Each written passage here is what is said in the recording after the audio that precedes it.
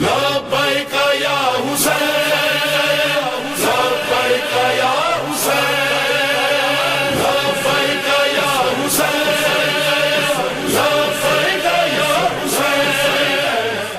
ولید نے ایسا ہی کیا، امام علیہ السلام کو جو ہی خط دمشق کا آیا تو فوراً طلب کیا اور بلا کر خط پڑھ کے سنا دیا کہ یہ خط آیا ہے اور آپ اب دو میں سے ایک کام کریں، یا تسلیم ہوں یا گردن کاٹ دی جائے گی۔ یہاں امام علیہ السلام کی تدبیر، شجاعت، جیسا کہا تھا حماسہ ہے یہ۔ امام علیہ السلام کو معلوم تھا کہ کیوں بلا رہے ہیں، مجھے دربار میں کیوں طلب کیا گیا ہے، دفتر میں، دارالخلافہ میں بلایا گیا ہے۔ آمادگی کے ساتھ گئے، تیاری کے ساتھ گئے، بلکہ بتا کے گئے کہ لگتا ہے کہ یہ طاغیہ مر گیا ہے ان کا، یعنی حاکم مر گیا ہے،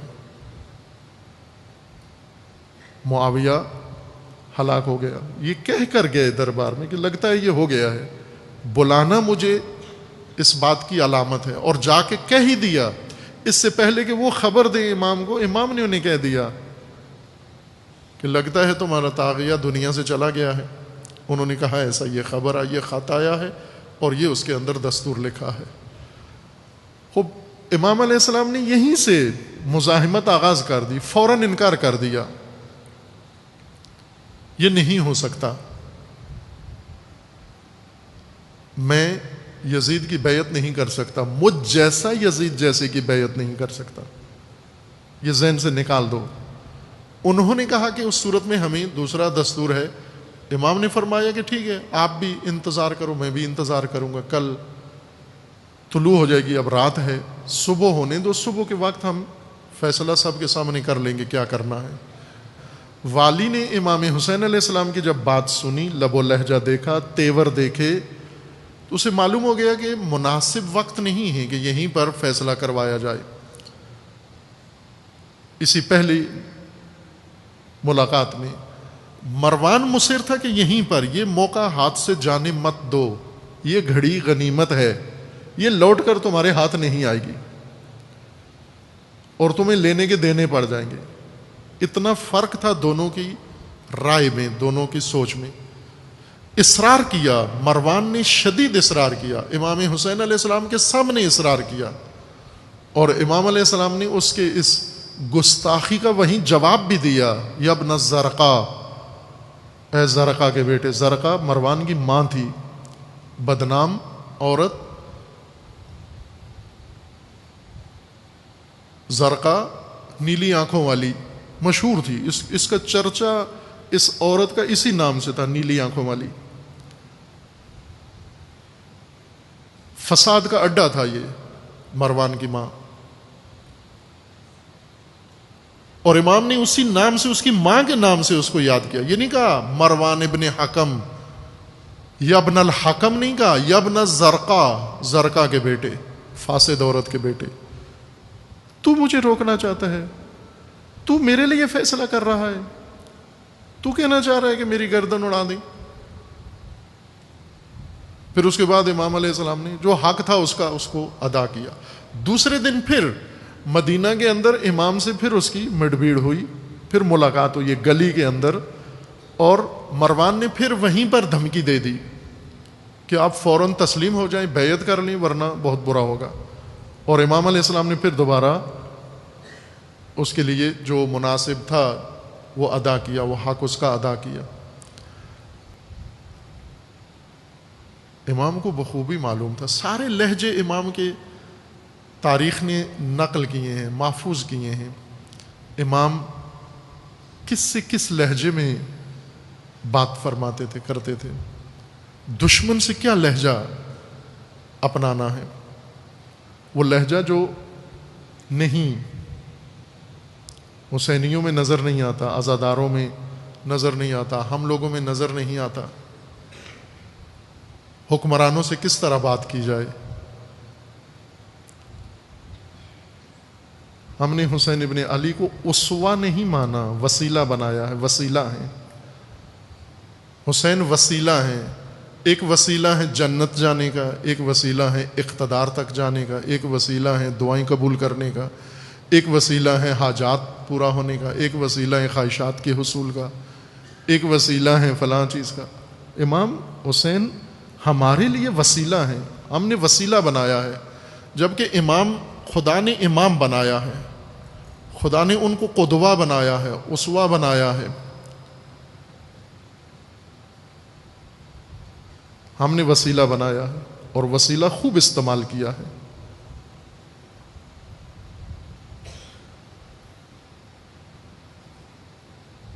چونکہ وسیلہ بنایا ہے اس لیے کوئی خصلت حسینی ہم میں منتقل نہیں ہوئی.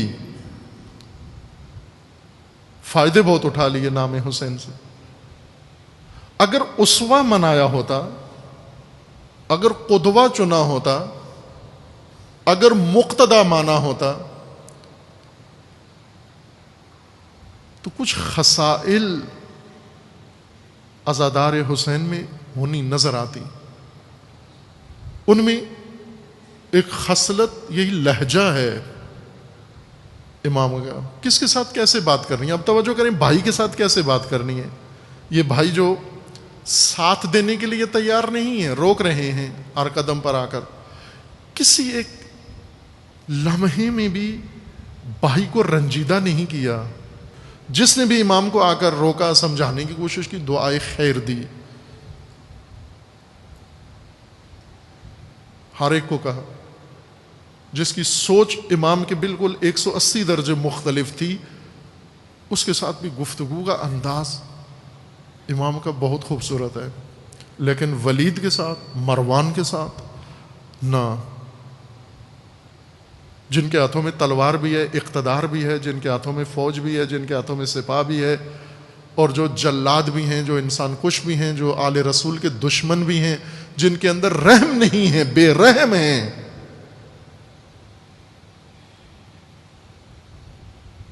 ان کے ساتھ لہجہ اشداء علی الکفار رحماء بینہم.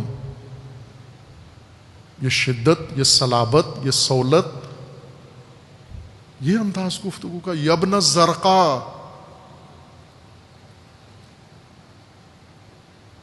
اے زرقاء کے بیٹے، تو مجھے آ کر سمجھا رہا ہے، تو کہہ رہے کہ حسین کی قتل کر دے، گردن جدا کر دے، تو جدا کرے گا. میں یہ جملہ سید الشہداء کی زبان سے عرض کر دوں. یہ لہجہ امام علیہ السلام نے آغاز جب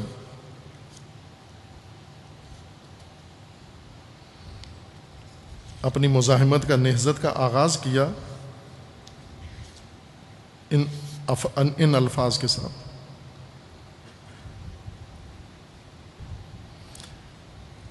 جب ولید کے دربار میں طلب کیا گیا اور اس نے تقاضا کیا بیعت کا یا پھر دھمکی دی کہ دمشق یہ فرمان آیا، یہ حکم آیا ہے، حکم نامہ، اور میں پابند ہوں اس حکم پر عمل کرنے کے لیے. اس کے بعد امام علیہ السلام نے جواب دیا کہ یہ نہیں ہو سکتا. تو مروان نے ولید کو خطاب کر کے کہا کہ یہ موقع ہاتھ سے مت جانے دو. جب ولید نے یہ بات، مروان نے ولید سے یہ بات کی، اس وقت امام حسین علیہ السلام نے یہ جواب دیا. اس نے کہا کہ ولید جلدی کرو، تمہارے پاس تو جلاد ہیں، دربار ہے، فوج ہے، سپاہ ہے، جلدی تلوار اٹھاؤ، اسی دربار میں گردن مار دو، قتل کر دو. جب یہ ولید نے کہا، فقال له مروان ابن الحکم واللہ لئن فارقک الحسین الساعہ. مروان نے قسم کھا کے کہا کہ اللہ کی قسم اے ولید، اگر تو نے حسین کو اس لحظے، اس موقع پر، اس گھڑی میں چھوڑ دیا، ولم یبایع، اور بیعت نہ لی تم نے، لا قدرت منہ علی مثلہا ابدا، پھر کبھی بھی حسین پہ تو غلبہ نہیں پا سکتا. یہ گھڑی اگر ضائع کر دی، یہ لحظہ اگر تو نے چھوڑ دیا، پھر کبھی حسین پہ غلبہ نہیں پا سکتا. حتی تکثر القتل بینکم و بینہ، اور اگر اس لحظے حسین کو جانے دیا تو پھر تمہارے اور ان کے درمیان جو نبرد ہوگی، لاشوں کے ڈھیر لگ جائیں گے، قتل و غارت ہوگی بہت بڑی. احبس الرجل، پکڑ لو ان کو، قید کر لو، اسیر کر لو، حبس کر لو ان کو.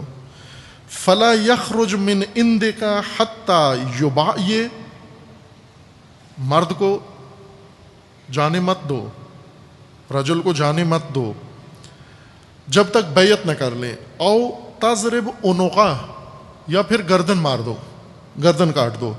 فوثب الحسین علیہ السلام، اس وقت غضبناک ہوئے امام حسین علیہ السلام. وقال یبن الزرقاء انت تقتلنی ام ہوا، تنہا ہیں امام حسین علیہ السلام اکیلے، اور والی، گورنر، حاکم حکام کیسے ہوتے ہیں، فوج ہے، پولیس ہے، جلاد ہیں، شمشیر بے کف ہیں، حکومتی عملہ ہے، سارا شہر ان کے پاس ہے، پوری طاقت ہے ان کے پاس، اقتدار ہے ان کے پاس، اور اکیلے امام حسین علیہ السلام دشمن کے دفتر میں. اور فرمایا یبن زرقا، زرقا کے بیٹے، فاسد عورت کے بیٹے، بدنام عورت کے بیٹے، تو مارے گا یا یہ مارے گا؟ بتاؤ مجھے، تم میں سے کون مجھے مارنے کا ارادہ رکھتا ہے؟ کذبت واللہ واثمت، جھوٹ بولا ہے تو نے، غلط بیانی کی ہے تو نے، جرم کیا ہے تو نے یہ کہہ کر. ابن عاصم ایک اور راوی ہے، اس نے ذرا مفصل لکھا ہے یہ جملہ. ویل علیک یبن الزرقاء، ویل ہو، ہلاکت ہو تجھ کے اوپر، تیرے اوپر اے زرقا کے بیٹے. اتأمر بضرب عنقی، تو اس کو کہہ رہا ہے کہ میری گردن مار دے. کذبت واللہ، تو جھوٹا ہے اللہ کی قسم. واللہ لو رام ذلک احد من الناس لسقیت الارض من دمہ قبل ذلک. خدا کی قسم، یہ امام حسین علیہ السلام تنہا، اکیلے، فرد واحد ہے دربار کے اندر، کوئی ساتھ نہیں ہے.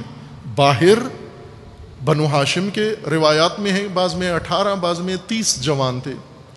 30 جوان 30,000 آرمی کے مقابلے میں کوئی طاقت نہیں رکھتے. باہر جوان تھے، امام حسین علیہ السلام کے ساتھ بنو ہاشم گئے ہوئے تھے، لیکن دربار کے اور حکومت کے اہلکار مدینہ کے اندر لاکھوں کی تعداد میں ہیں، ہزاروں کی تعداد میں ہیں. اور امام کیا فرما رہے ہیں؟